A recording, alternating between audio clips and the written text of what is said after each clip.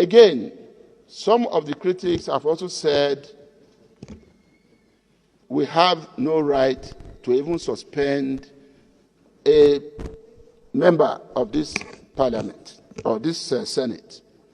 Again, I will leave that within the context of jurisprudence, as the courts will always speak to that.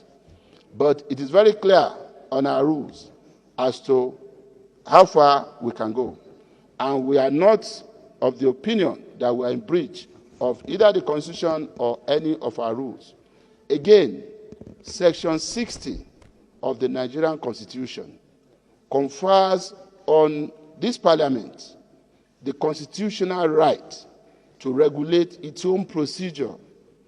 And Section 1, subsection B of our rules book also makes it clear by reiterating that constitutional authority granted to us by Section 60 of our rule, of the Constitution, giving us the right to regulate our procedure.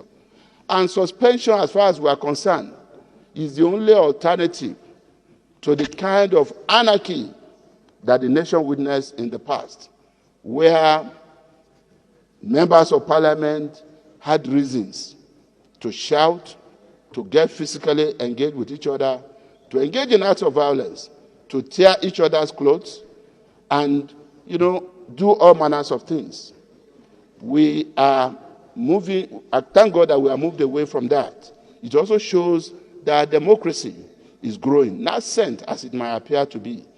And if there are people who still have issues with whether or not we can even suspend an erring legislator who have refused or who is refusing to work within the rules, I believe, again, like I said, is for the court to continue to adjudicate, on that, unless the Constitution is amended, taking away the authority for us to regulate our own procedure.